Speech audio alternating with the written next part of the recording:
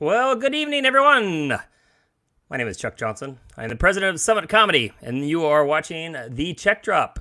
It's the 19th of October, and I have a very special guest. First off, we had comedian Pete Lee scheduled, and he decided to wreck on his surfboard, and he's got a doctor's appointment today, I believe. So we had to kind of fill in one Minnesota comedian for another one. So get ready and strap yourselves in. My guest today made her late-night stand-up debut on Conan O'Brien and has been back for a total of 3 appearances.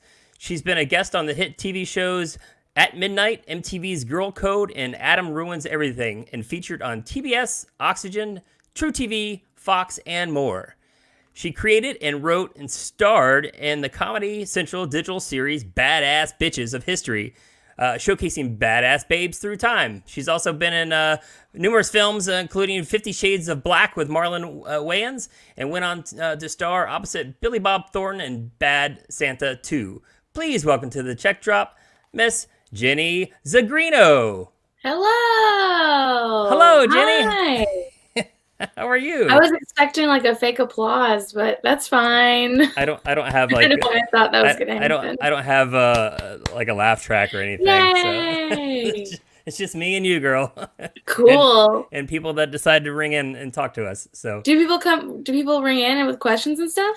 yeah, we do have I throw up little things up there saying any comments, please feel free to offer them. So, that's exciting. And then Okay, I'll pop them up cool. on the screen if that happens. So Cool. So yeah, anybody watching, definitely want to throw out your comments. Ask me questions. Yeah, cool. We'll do all that. So well, first off, again, thank you for filling in last minute. I appreciate you. So No problem. Yeah. I had nothing else to do. So.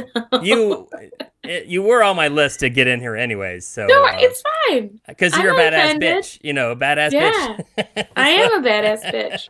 I was doing nothing. I was doing like busy work. Yeah. As you do as a comedian. It's like you've got an hour for this project, an hour for that project, and I was working on my pilot, and I was like, oh, I got time. Well, as a comedian, because I couldn't think of anything more for my pilot, so it was perfect. I was like in writer's block. Can you talk about that pilot or no? Like what you're doing? I'm writing a pilot about an all-female ghost hunting group.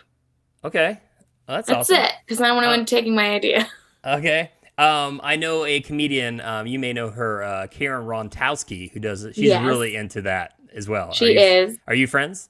We are friends. She's also done readings for me. Oh, okay. All right. Several. I was gonna put the two of you together if you didn't know that already about her, but I just knew that she was really into that. So she has a podcast, Paranormal Karen. Oh, well, there you go. I didn't know that. So there's a plug for her then. So we're just about plugging everybody else's shit. Plug everyone else. No one look at my stuff, Jenny Zigrino, on everything. Just don't go to my TikTok at Jenny Zigrino. Don't go to my Instagram at Jenny Zigrino.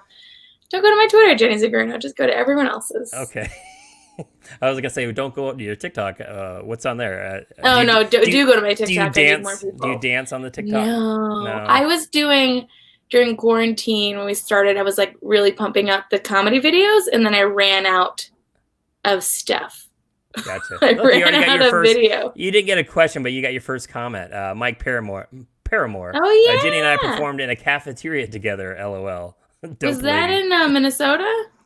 I don't know. Michael will have to respond to that. I think so. Yeah. Maybe. So you probably performed in a lot of cafeterias. Yeah. I apologize for. It's okay. I performed in one when I had a broken foot, and they had to like wheel me into the cafeteria, and then I performed, and no one paid attention, and then they had to wheel me out. It was. Did they think that was like a skit or something? I don't know. Like, what's going on? It was during a NACA, and I also had a broken foot. And then I decided to dress up for the NACA because it was on Halloween, and no one else dressed up. So like sit-down comedy. I sat down with my broken foot dressed as Jon Snow. No one cared. So you and I have known each other for quite some time. You were in the college market with another agency that kind of disbanded, and they had offered like their entire roster basically to me. Wow. And I don't know if you know this, but I only chose one person from Was it that. just me? It was absolutely just you. So that's great. yeah, you Well, and one other thank person, but the other person already decided to go to another company. Yeah. Can you not make this worse? Make it just hey, keep that was it. pretty good. I mean, still, that was that agency you were with is a very amazing agency, the Joey Edmonds agency. I mean, the history of Joey Edmonds was just such a good guy, and like he created, monsters in the comedy market, from Daniel Tosh to Frank Caliendo, many guys that just Kyle Cease was on there too. Kyle Cease, yeah, lots of great people. So yeah, so I loved it. It was kind of cool too that they took a chance on me. I think I was like only maybe 4 years into comedy. Okay. And they were like, can you do an hour? And I was like, of course I can. No one at 4 years in can do an hour. We had Jesse Campbell on here a couple weeks ago, and we had the exact same conversation. I was like, "Do you got an hour?" Yeah, sure, I got an hour. Of course. I have a fun Jesse Campbell start story. writing some jokes. So, because that first conference to that first college, you typically have 4 to 6 months, typically, to do it. So she was like, "Well, I will by the time that happens," and she did. But yeah. Oh, so you have a Jesse Campbell story? I do. So Jesse Campbell's also from Minnesota. I hope it's a good story. I hope she's listening, and I'm a huge fan of Jesse Campbell, and I just started out doing stand up. Big fan. We were at an open mic show at this place called the Thunderbird. Okay. Which is a hotel that no longer exists. It used to be like a very fancy, like 1960s hotel where like the Minnesota Vikings would go and have parties and get drunk and screw babes in these hotels. Okay. And I remember she was there, and I was like super nervous because I liked her so much. And then like we went to the bathroom at the same time. Like we were like I was walking in the bathroom. She was going to the bathroom. I didn't know we were going to the same place. I was being like, I'm such a fan. And she's like, okay, cool, thanks. And then we both go in the bathroom. We're the only ones there, and we both have to like go to the bathroom at the same time. I have terrible pee anxiety, and so it's just like this. Like I don't know if guys get the same thing, but it's just like this awkwardness where we're both sitting in our respective little booth, waiting for the other one to pee. Stall, it's a booth stall. Yeah. Just waiting for the other one to pee so that we can pee, and then someone has to like flush a toilet so no one can hear anyone pee. And then it turns out like there was no toilet paper either of the stalls. And I think like there was paper towels or something, and like we got out and just had this weird like, well, hi, this is weird. And then I think we commented like there was no toilet paper, and I was like, yeah, I use paper towels. I like it rough like that. And she was like, okay, and like walked out. And I was like, this is a nightmare. And did you have to turn around and go back in because you didn't pee, or? No, I think I flushed the toilets so that I could pee. Because I get really bad pee anxiety. Yeah, I do that as well. I think a lot of guys do, especially in those trough scenarios. I mean, see, at least you have your own little private little stall. Do you just go and use the stall anyways? Because a lot of times the stalls don't have doors on them. Yeah, there's that, and I don't mind that. But like usually at like sporting events and such, where you don't have that luxury of just finding an open stall. Yeah. There's like a 50-foot long trough that you just have to go arm in arm next to a guy. That's so where weird. That's where I get the peeing anxiety, and I know I'm not the only dude. I know that some guys are out there probably watching and going or listening, going, "Man, what's he talking about?" No, that's absolutely like. I mean, and you got to look at the wall too. You can't be just grazing, looking down the path. I mean, of just people doing their business. That's all I would do. Well, I would stand at the end so I could look down at the trough. I think everyone. It's a little it's a little frowned upon, I think, in that aspect. But yeah, I do personally get a little anxiety as well. But, yeah, if I had the luxury of being in a stall, not a problem. So, yeah. I have a long history though of making a fool of myself in front of people I'm fans of. Oh, okay. Mostly comedians, or just one of my first years starting. I'm from Minneapolis. Briefly started in Minneapolis, but then I actually truly think of Boston as my comedy home. Okay. And Eugene Merman was there, and I was a big Merman fan, and we're both Russian, and my name, Zhenya, also means Eugene. And I just went up to him and was like, we have the same name. And he's just like, okay.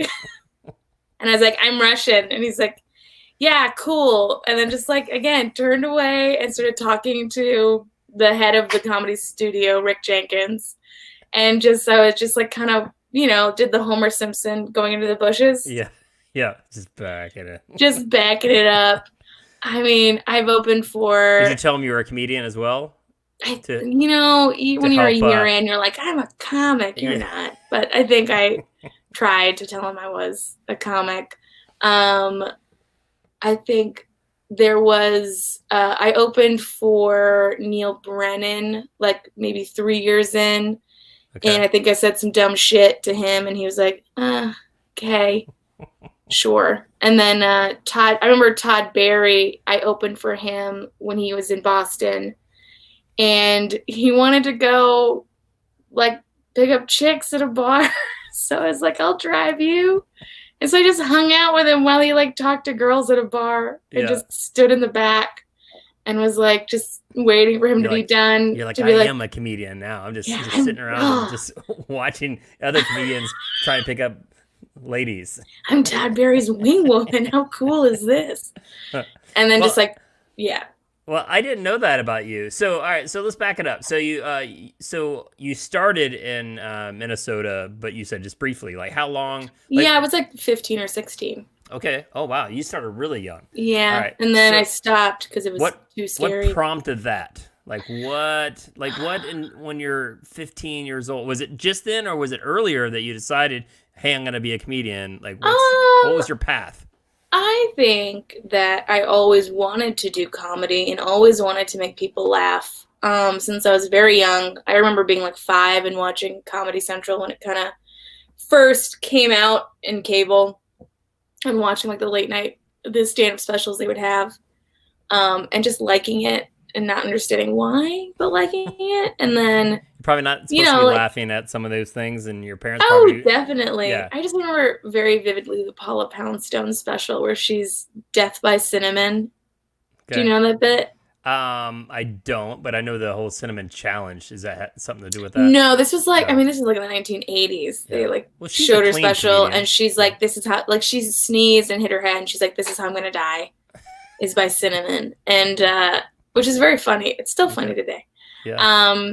And then I think like I had wanted to try stand-up, and then a class came along, and I was just like, okay, I want to do this. And my dad signed me up, and I was the youngest person in the class. Okay. And it was so funny. I headlined my comedy class. All right. Do you remember, was it taught by a comedian, or was it? Yes, and his picture is up at the Comedy Store. All right. Like I found his picture. Is his name on the wall as well, or just the... Yeah, his name is up there. Oh. Can you say the name? Mike something. I forget. But I remember I contacted him like maybe like a year and a half when I first moved to LA, like maybe like 5 years ago or something, and was like, I see you're at the store. Just so you know, I pursued it and I did it, and I'm an actual comedian now. And he goes, oh, cool. I wrote a cookbook, and then sent me a link to his cookbook. And that was it. And I was like, oh, okay. Guess we all take different paths. Yeah, he's no longer a comedian, I guess. I don't think so. I think he just makes food. All right. That's it. All right. So you took the class, and then and did you immediately start pursuing getting on stage places, or? It was hard. It was hard because you're 15 and you have thoughts of a 15-year-old, which no adult wants to hear. So like, I was told not to swear, and I was told not to talk about anything sexual. And that's kind of all I wanted to talk about. It's still to this day all I want to talk about. Maybe a little weird coming from a 15-year-old. Yeah, right? And especially if your parents are in the audience and you're like, and they usually were. Huh. Well, she's got a very open mind. Yeah. And then you have to do like the whole, most of these open mics are in bars. I couldn't go into bars. I could only go into like comedy theaters, and even then they were kind of weird about it. And then you're exposed to these older male comics who are talking about just the weirdest shit. That as like I remember very specifically one comic talking about he didn't use the term little person, but a little person having sex with an elephant who's also a tiny elephant. And I was just like, what am I doing? That's a unique premise. Yeah, right. And that person was Dane Cook. Let's throw Dane right under the bus. No, you know what? I have Dane's like first album, like the one that was pre-Comedy Central. Yeah. That he was self-released because I was a big Dane Cook fan when I was 15. MySpace days, whatever. Oh yeah. Back when he was churning those fans out left and right. With the thing. Yeah, it was just the shocker. Or whatever. Yeah. So good for Dane. I mean, he rode that as far as he did, and which is pretty far. So yeah. I mean, all right. So when so did you ever were you in Minneapolis? Is that where you started? Yeah. All right. Did you get up at Acme, or is that the club you kind of went after? Acme open mic. Okay. Once when I was 15. And then I did it again when I was 18, like just before moving to college. And I did a choice of just all female masturbation jokes. Just like, I was never able to say this before, but now I can. And just like, very dumb jokes. Yeah, just and letting loose. Like just letting loose. Your 18-year-old comedy stage. And oh, yeah. Yeah. I was like, I'm an adult now. And then I probably like 2 months later moved to Boston for college. Right. Did you quit college, or did you go to school in college? I went to school. In Boston? Yeah, I have a bachelor's. What school did you go to? Massachusetts College of Art. Okay. All right. Did you graduate from said college? I did, with a bachelor's of fine arts in film. Okay. So, I mean, I'm still kind of using it. Yeah. Well, I'm exactly doing that. I have a communications degree with a concentration in broadcast production, if you can believe that. There you go. Hello, I am doing it right now. Full circle. Business minor. Right now that's exactly what I'm doing. Like, my business is definitely on the minor part. Oh. I wish that they would have had a business minor at my art school. No art schools have business minors, or like the business of art. They're just like, you're an artist. You just assume that you're, hey, I'm going to just have other people take care of my business. I'm the artiste. I'm an artist. Yeah. But I mean, I wish someone had been like, you're going to be a sole proprietor or whatever the fuck it is. Exactly, though. That's, you need that, with anything you decide to go into. I mean, if you're doing it on your own, I mean, you're going to need to know some business. They don't teach that shit to art students. Yeah. I think they know that we're just going to fail. Maybe you should write them a letter and go, listen, this is where I've gotten, and I would have gotten so much further if I had a business minor. I don't think I would have. Probably just pay better taxes. So you went to Boston, and then you're like, all right, I'm going to start doing this comedy thing. Yeah, so like at 21, I was studying abroad in the UK, and then someone was like, oh, check out this comedian, Russell Brand, and I was like, sure. And then I saw him. This was before he was famous in the States, 2008. You saw him in the States, or when you were overseas? I was in London, but this was before he broke in the States. Got it. And I saw his special, and I was like, I remember comedy. I remember doing that. I'm like, I want to do that again. And also, too, I was fresh off a breakup, so it was like perfect timing. At home, I got home, everyone was still in school. Because my school was over, I had like a month to just fuck around. Yeah. So I started doing open mics in Boston, and then I just never stopped, and that was it. You got the bug. I got the bug. Do you still have that bug? Yes and no. Yeah. Yes, I do, because I love live performance. I love stand up. No, because of all of what's going on right now is kind of, it's almost like it's a shame to have the feeling when you can't do anything about it, so you just bury it. What's going on? What do you mean? Like, I can't, fuck you. Wait, is there something going on in the world like that I don't know about? I've been living under a rock for 8 months, so I don't know nothing. Imagine, I've thought about that. Imagine if you did, like, you were in a coma or something. I don't know what the thing would be, but like if you just came into the world, you went on a meditation retreat for 8 months. Or something like just out in the woods, and then you came back and you're like, no, wait, what? Yeah. Like, there's a pandemic. It's just bananas. I didn't know. There's a buddy of mine in my golf league that his parents or his in-laws were out of town on vacation for about 2 weeks down in Mexico or somewhere, and they did not know, and they came back and like, what are you talking about? Like you should get home. You should get home. They're like, try and get on a plane and get home. So yeah. I had a friend who was trapped in Thailand for a month. And he just was like, at one point he was on this island and he's like, it's great, it's just me. And then a week later he's like, I need to get off, they're rioting, people in the streets are hungry, I had to bribe a guy to get me across the ocean on a boat. Wow.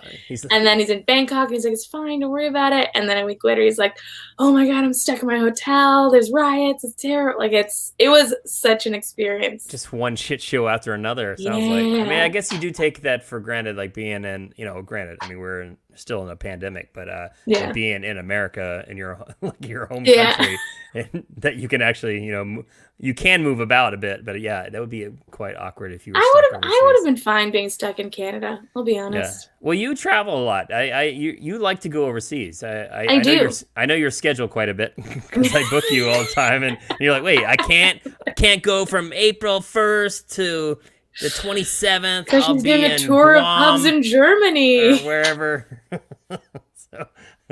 So you missed that, I assume, the whole travel. I do. I was supposed to in June and July. I had a whole European tour, like Ireland, the UK, Germany, Switzerland, Romania. Like we had this huge tour that my friend and I had been planning, and then I was gonna also do a conference out there, and then everything gone. And then they're like, well, we'll do it in the fall.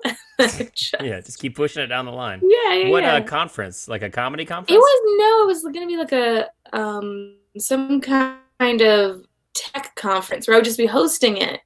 But it would be like a fun gig. They were going to fly us to Europe so that we could do all our stuff and then fly us back. So it was like a free trip. And we just said, we're going to book shows and be funny and then whatever. To answer your question, yes, I still have the bug. It was me and one other comedian. Okay. Oops. Oh, okay, here we go. That does suck. I mean, everybody listening is probably has something planned this year that obviously fell through. Weddings. Weddings. Oh my gosh. I mean, I still have a $6,000 credit for American Airlines vacations. Because they wouldn't give me the cash back. So they're like, oh well, just you can just go on that trip to Turks and Caicos next summer. And like Delta. Always fly Delta. Fuck American. Yeah. I'm Delta. Delta still keeps their middle seats free, even though it's probably all theater. It still matters to me. And I'll pay extra just to have a middle seat free. Well, the convenience of hometown being Charlotte, and that's the hub of America. Oh, yeah. Gosh, that's shitty. That is my problem, I guess. I've, knock on wood, I haven't had too many problems with that airline, but it is what it is. Do you prefer performing overseas? I mean, is it a different knack of having your comedy translate into different countries? It's really fun because they treat comedy like an actual art, like it's something to go and see, and it has meaning behind it, and it's not like the American we got free tickets, let's go see a comedy show. It's like people seek it out. Like your thing is called the check drop. They don't have the check drop there. Okay. Like in the UK, how the shows go is you have intermissions where people go and get their drinks and then they come back and there's no waitress going around handing out drinks or whatever, or taking orders. And it's fully like, this is a show that you came to see, you got a ticket for, and this is art, and you've come to see art. And I think that's what I really like about it. And then also too, you get a lot of expats who are just excited to be around an American or an English speaker who's doing English comedy, and they just like it. Yeah. So I guess with your content, I mean, is I guess translatable, I guess as well. Yeah, for the most part, I'm not really doing anything that's like strictly American. Yeah. But like when I performed in Berlin, it was basically like all Americans at our show. Okay. And it was nice. And then also too, like, you know, like with any kind of travel, you can riff off of what's going on in there, what your trip was like, and it's funny, and it's kind of like, you know, it's almost like a cruise shipy vibe in a way, but you're not on a cruise ship. Have you ever worked cruise ships? I haven't. Okay. You got some bookings? No desire? Well, no, nothing. That was the first to go. I think the cruise ships and well, no, I guess it all went all to shit all at once. But so. I don't think I'm a cruise ship comedian, unless it was like a, you know, a gay rave, 3-day cruise. Yeah. Through like, you know, they have body pride. They have positivity pride or- ones, whatever. I think I that would you do would a pride one or you'd like be a music perfect like host cruise. or something like that. But like carnival cruise, no, I can't. Yeah. Well, yeah. I mean, they need really clean comedians, so that's probably not your jam. So That's not what I am at all. So yeah, if you're watching and or listening at home, that Jenny's not the cleanest of clean comedians, but she can work clean like in the college market when she needs to and such, but not doing a whole lot of clean cruises or corporate events that no, I'm not good with the corporate. Yeah. I'm not. I mean, I can, like, I'm trying to do more. It's just like it's like with clean, it's like, is sex the dirty part, or like I have a lot of jokes now about talking about my medical conditions, which happen to be around my vagina. So is that dirty if I'm just talking about medical science? Yeah, I don't know. Me. I'm just telling my story. I'm just telling my story. I'm just telling who I am, where I'm flawed, and all the garbage medical treatment that you have to go through as a woman. And so I just think about, I wonder about that. And then I've talked about that at colleges, and then I'm like, oh, you guys don't, like, you're not even adults yet. You don't know. Like, it's coming. You're going to have some problems too. Yeah. I'm like, have any of you guys even seen a gynecologist yet? No? Okay. Especially the dudes. They have not seen their gynecologist yet. Yeah, not yet at least. Unless they're training to be one. So, you never know. So. Oh, did I lose you? Uh-oh. Looks like Oh, did I lose you there for a second? Are you still there? I can hear you. You froze. Okay. You froze. There we are. You can hear me? We both froze. Yeah. Awesome. I was just talking about gynecology. No big deal. See, the clean comedy gods like cut us off online. Why is gynecology a bad thing to talk about? Okay, over half the population have vaginas, and they need to be looked at by professionals. Okay. Absolutely, I 100% agree with you, and I think there was just the I guess maybe I have some comedy sensors on my in my comedy cookies on my laptop or something. I don't. It's kind of like Kevin Bozeman's joke is like, I don't know what cookies are, but they sound important. So, but all right. So so when did you make the first leap out of Boston, like to start going on the road to well, try and do other clubs? Other clubs. Oh, I was going to like Rhode Island, a couple casinos. There was a Catch a Rising Star. Oh yeah. In Rhode Island. Yeah, it was. I had one of the worst shows of my life there, where I got booed off the stage. I was opening for another fan girl. I was a big fan of Bon McFarlane. Okay. And her husband's Rich Voss, and they were doing like a Valentine's Day weekend show. Like, look, they're comics who love each other. And I went on. But do they though? I mean, who knows? You know, it was nice though. It was nice that his wife, accomplished headliner comedian, was the feature. So I was the opener. Okay. I was super excited to meet Bonnie, and I bombed so hard because it's all Opie and Anthony people. Right. How long were you in your career at this point? A year, maybe. Okay. I mean, I had enough time. I had like 10 minutes of good material. Yeah. But they just were like not having it. They didn't like me. They didn't laugh. One person in the back just yelled, "Stop." Not even like, "Boo, you suck." Just like, "Stop." Stop. In that Boston way too. "Stop." And I was just like, oh, this sucks. So I bombed, and they watched me bomb horribly. And then Bonnie asked me to watch her kid. So I was the babysitter. Nice. And then the next day, as I was driving, but the hour drive from Boston to Providence, or not, it wasn't Providence, wherever, Rhode Island, there was a horrible car accident, so I missed my spot. And then I went there, and then I just babysat. That was it. That was probably made more money babysitting than you did. I know. On the... Oh, and then they never paid me. Oh. Catch a Rising Star owes me $500. Oh. They're also not in business anymore. Yeah, I was gonna say, let's out them until they maybe they'll come back. Maybe they'll be the comedy club that starts back up during a pandemic. Oh God. How many clubs do you think are gonna go under during this? Go this under? year? Well, I already know a few that have. Sadly, Dangerfields, I just heard the other day. Cap City. Cap City in San Antonio? In Austin, Texas. Really? Sad, yeah. Oh, all the good ones. Been around forever. So all right, Cap City, Dangerfields. Who else? I'm sure the one in Peoria, Illinois, is going to be fine. One that's near a strip club. Big Al's. It's the jukebox. Yeah, the jukebox. Yeah. That's near. It's the Big Al's. Big Al's is the name of Yeah, Don't ask me how I know that. Well, I'll tell you. Why do you know that? I tell you because there was a NACA conference in Peoria, Illinois, one year, and somebody said, God. "Have you heard of Big Al's?" And I was like, "I don't know what that is." And they're like, "Oh, you will tonight." And have you ever been to the Claremont? Like, if there's ever a NACA in Atlanta? Okay. There was an APCA conference that used to go every year in Atlanta, and I'd gone to that about maybe 4 or 5 years in a row, and one night it was 3 comedians. It was Arvin Mitchell, who's on Summit Comedy's roster, Rob Hayes, and Vladimir Kamano, who is now on Summit's roster. It wasn't at the time. Those 3 fellows said, "Hey, we're going to go to the Claremont." And I was like, "What is that?" And then they explained that to me, and I was like, "No interest." What? You didn't go? It's so fun.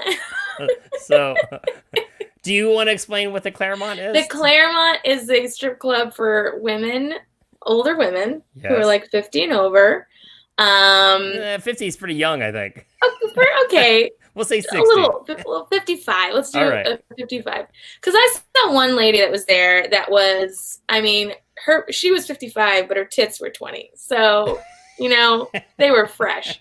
And it's in the basement of a building that definitely looks abandoned. That it looks like an old abandoned school. And when we went there was a Motley Crue cover band. Nice. And some live entertainment, and there's Motley a woman Screw, going maybe Motley Screw, and there was the one of the ladies was dressed in an Alice in Wonderland outfit. And look, I'm here for it because I'm all for aging gracefully and taking power and sexuality as an older woman, and I was there for it. I got very drunk. Is it all nude at that place or just topless? It was just topless. Okay, because Atlanta is an all nude, I guess. I hope it's all nude. I hope it is. I hope it is, and I hope that those bitches are making so much money over hand and foot. Yeah, zero desire for that for me for that one. So it wasn't. I wasn't interested then. I'm sure. Where's the weirdest place that comedy's taken you? Well, ironically, so when I first started, I was 2 months into my first job at the Comedy Zone, and the owner did drag me down to Atlanta to go see a comedy venue that they were booking. They just started booking, and it was a strip club. And I don't remember the name of said strip club, but again, if you had to book comedy, if you had to provide comedy as another form of entertainment at a gentleman's place. It tells you the clientele that's there, right? on either people on stage, love to laugh. Yeah, or either on stage or the people. And so I do remember the headliner who was there, and this is like I said, I'm fresh out of college, right? Yeah, 2 months into this gig, and my boss at the time offers. He goes, "Hey, well, let's get a lap dance." I'm like, I don't have any money, man. I'm broke. So he's buying me a lap dance. Oh, sweet. And Billy Gardell It was the headliner. Billy Gardell. From Molly and Me. You know, the TV show. That, yes. He's been on a couple other things too. I think he's got a new sitcom on right now. Yeah. But yes, so, and I always remember that. And at one time, I think I remember watching him on late night TV, and he was on Craig Ferguson. And Craig Ferguson asked him, "What's the shittiest gig you've ever done?" And he goes, "Man, I did this strip club in Atlanta." And I was like, "Oh my God," my brain started exploding. Like, I was there. That was me. I was there. So yeah. So his shittiest gig, I had my hand in. So that was kind of crazy. That's pretty cool. So, yeah. I've done a zone when they were in Woonsocket. Woonsocket? But they were in Rhode Island. They had, okay. Let's just say the shittiest gigs are always in Rhode Island. They had a club in Rhode Island that was in a movie theater. Okay. And whenever they played like the Comedy Zone music, which was also like the Twilight Zone music. Oh yeah. There's that. Yeah. You are now going to a place where laughter will ensue. It was so dumb. Yeah. I think I entered the Comedy Zone. And then it goes into the dun dun dun dun dun dun. Yeah. Dun, dun, dun. Oh my God. Yeah. So it was a movie theater that they turned into a club, and it was terrible. Like, the whole point of a club, like, clubs are nice because they're small and intimate and like low ceilings and people laugh. A movie theater has huge ceilings and a lot of empty space, and people, it's always bad shows. There was never a show where I got off stage and was like, I did it. Yeah. It was always like, oh, I'm working this weekend. But you're a comedian. And you would say you're a working comedian, and you can tell all your friends. And I was getting $50 a weekend. Except for Catch a Rising Star, who's I know. Fuck them. I'm glad they're. Who else is? I'm glad they went out. Let's out other people that might not be in the business. They've stiffed me. Because every comedian I know that has a horror story about somebody stiffing there is one comedian. I won't say who they are, but they take a long time to pay. I'll just say that. Okay. They've taken a long time. What, like he's a comedian and also books stuff. Got it. Okay. But he takes a long time. I haven't been like stiff. There was one show where I think I was asked to do this show, and I think I either was going to do it or like I couldn't do it. But then I found out that it was like a whole scam. It was a scam club. It wasn't a real club, and the dude was taking everyone's money. And then when the comics would get there, no one was there, and it was like this crazy weird scam. Was it Charter Talent? I don't remember. I don't remember what it was. And then there's so many great like comedy club stories, especially too in Boston, because some of the clubs are run by the mob.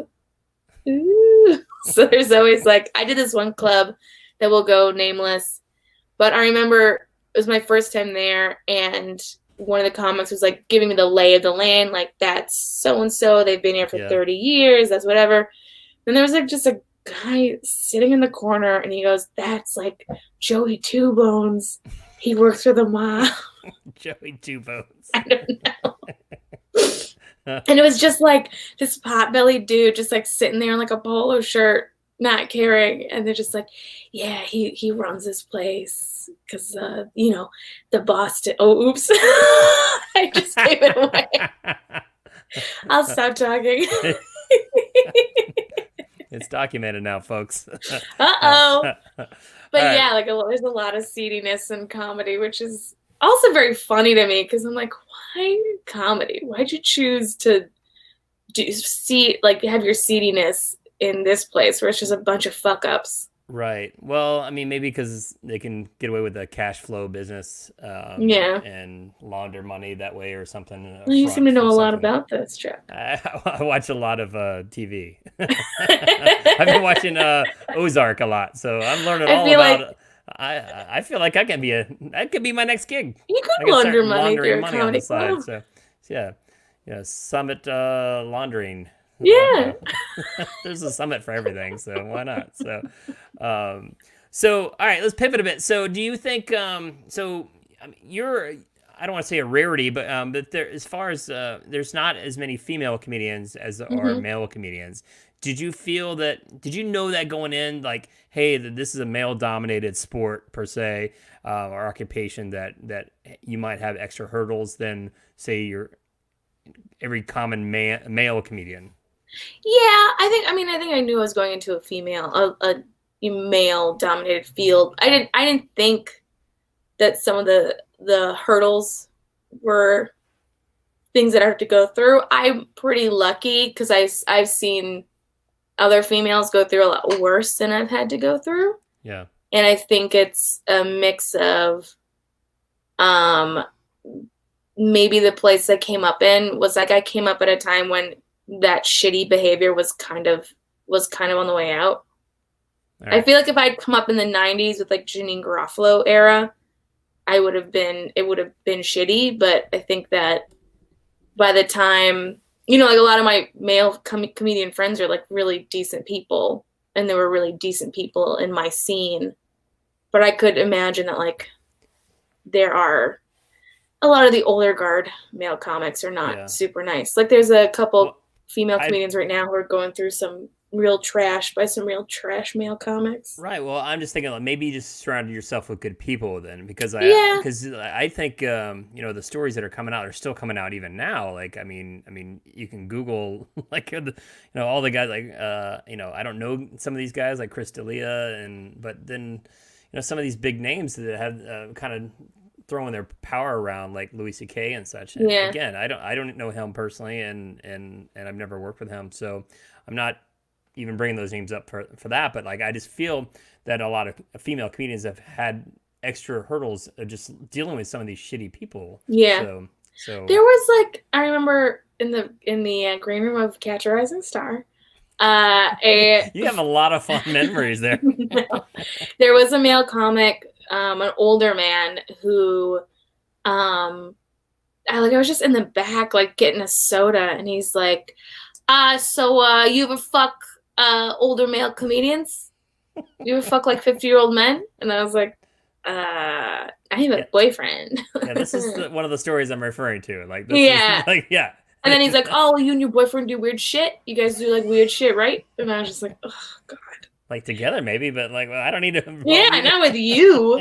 But yeah, like little things like that, I think are like, I wasn't overtly like treated poorly or abused, which I'm very lucky for. But there was enough of like that kind of plays with your head kind of shit that I think that I had to go through, of like a lot of like backhanded comments of like, you know, bookers being like, I didn't think you were going to be funny, but you were really funny. Or, you know, I've never seen a girl as funny as you. Right. I don't think women are funny, but you're funny. Like enough of that shit that plays with your head, and you just gotta like kind of put your head down and be like, just do the work. Yeah. How do you surpass that? Like, Jesse and I were talking about that, and because I just feel like, I mean, in our business, I mean, you see it became, you know, newsworthy. I don't know, about 4 or 5 years ago. I can't remember who posted it, but oh wait, who was that? It was an old timey comedian. What was his name? That said women aren't funny, whatever. And you mean all of them, all of the old timers? Maybe, but still, like that's the concept that they would throw that around, that women comedians aren't funny. And Jesse had a great response. She's like, it's simply a math game. You know, if you put 10 male comedians up on stage, there's probably at least half of them that probably aren't that funny. But if you have 10 comedians on stage and 1 or 2 is a female, and maybe they're not the funniest out of the other 10, and they just assume that, and they kind of jump to conclusions by singing just that. And I loved her analogy of that, because it simply was like, it's a math, it's an equation. So we women have the, and I think it's well with all kind of minorities in comedy, have the the strange quality of we're judged. We are the representation of our entire sex, versus like if one dude comic sucks, you're like, that dude sucks. But if a female comic sucks, you're like, I guess all women suck. Yeah. So it's, And the thing is, though, is like I'm looking out in the world, and I think women are way funnier. We're way funnier. We have more shit to talk about. Do you all right, take that 10 Okay. number. Like if you went on stage with 10, you were the one female. Do you prefer doing like 9 male comedians and you, or 10 female comedians? Oh, I would much rather have a show of all women. Yeah. Then Okay. I think with the all guys, it's just like I mean I've done shows where I've been like the only woman, or I still go to shows, and I mean not now, but I've still been to shows where it's all men. I mean there was this huge thing out here that with the Laugh Factory would keep putting out their Tonight Show, and it would just be all men and all like mostly white, like just we'll do cisgender, heterosexual white dudes, which look, I love them. They're great. Right. I've dated a few. They're wonderful people. But it's just like still to have the excuse of like a lack of diversity to this day. I'm like, there's no excuse. There's no excuse for you not having a diversity in your lineups. None. Right. So if like I'm the only woman, I'm like, this feels like the spotlight suddenly on me because now I'm the representative of my sex. And then you just get the same opinion. The same if it was like an all female, especially like all white female lineup, it'd be the same shit, same opinions. Right. That's why it's always good to have diversity no matter what. So yeah, so like even David Letterman had little spotlight on him and his team that weren't really focusing on just that. So when you were starting out wanting to get that first TV set, was Letterman on your radar, or did you just kind of know that like, hey, well, he doesn't bring in a lot of female comedians?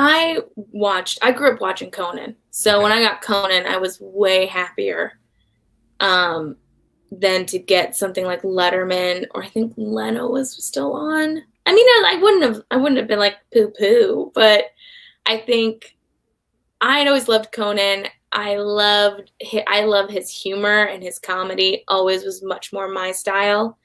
And like, so I think like becoming part of the Conan family for me was way more important than becoming part of like the other families. Sure.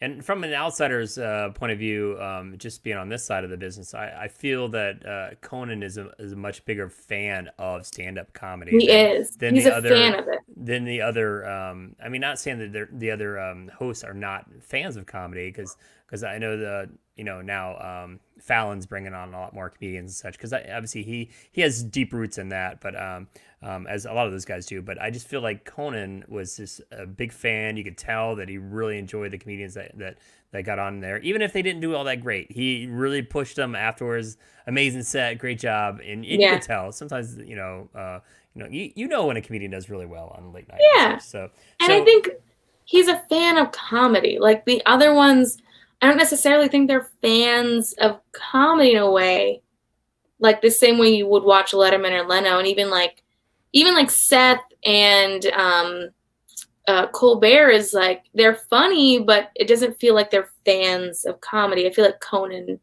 is like he's gathering his people of comedy that he loves. Yeah, I feel like those other ones are just kind of like forced. Like, all right, well, let's just throw in a comedian on Friday night or whatever. But yeah, you can tell just because he went, like, even during that hiatus from the Tonight Show, he took comedians out on the road and created that show, and even now they were doing some other things just before all the COVID stuff happened. So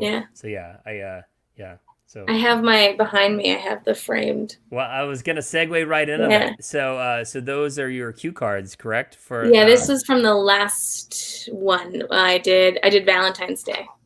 Okay. And my friend had it framed for me. That's awesome. So you've done it 3 times, Conan? I've actually done it 4. The third time wasn't televised. So they reached out to me when they started doing the new setup, the like half-hour setup, and they wanted to see what it would be like for stand-ups. So they brought me on as like to test it. A guinea pig. A guinea pig. So I was the first one to ever do stand-up on that new stage. It felt very cool. Oh, that's awesome. But it was never aired.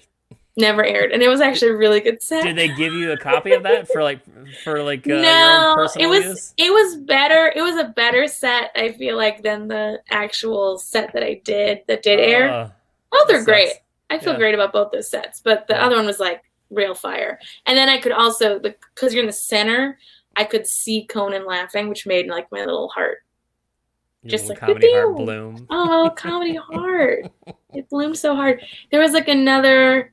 I don't know. You just like when that happens. Like Hassan Minaj just told me he thought my set was hilarious. I have on my phone. Bill Burr came to his set. Oh wow! Like at a bar, and he watched me, and afterwards was like, "That was really funny. You had me and my friends laughing," and I was like, "Cool." And then the next morning at 7 a.m. texted me on Instagram, "You were so funny last night. I've never heard anyone do a joke about tuberculosis. You had me and my friends dying." And I cried. I was so excited. You're like, game over. Game over. I am like such a Bill Burr fan. Yeah. What did you think of his SNL monologue? I loved it. A lot of people giving him shit about it. I mean, I loved it, but I also understand where the hell would he be like testing that material out? Right. There's nowhere to test. And I feel like most of the stuff hit really well. Some of it like didn't hit, but I'm also like, who cares? Who cares? Yeah. Like the whole white women shit. Nothing's hitting in 2020. So the fact that he, what did you think was gonna happen? The white women shit, I was like 100%. I'm on board for that. Yeah. The COVID, go get your family sick. I was like, hell yeah. Yeah. I love Bill. So I thought it was great. A buddy of mine even asked me the next day, and it's like, I haven't seen it yet, and I went and watched it, and I was like, oh, well, that's just Bill. I mean, everything about it was just. I mean, that was Bill. Like I don't know what they thought was going to happen. I thought it was a slam dunk. I mean, I thought it was great. I mean, you ruffle some feathers, and you know what? That's needed at times. So what were the feathers that got ruffled? Which community did he anger? I don't remember, to be honest. But that's his job. Like I don't think I think he goes out and goes, "Hey, I'm going to touch on everybody in this room, and let's do it, and we're going to make people laugh. You might laugh at 10% of it, and that's fine. But I think that's I thought it was great. So getting those spots. So JP Buck, right? That's the booker for that show. Mm-hmm. I've emailed a few times. I've never met him personally, but he's great. Seems like a great guy, and a lot of people talk amazing things about him. So did you work with him to get all those spots? Yeah. So he. Like tell people that, like, say comedians that are out there that's never had a TV appearance and such, and like, what's the best route to go? Like, hey, I want to get a spot on TV. What's the route? Well, nowadays. Well, not maybe what was your route, or like in future world? Well, my route was that I had an agent and a manager who reached out on my behalf, and I know a lot of people who reach out on their own behalfs, and it's more difficult.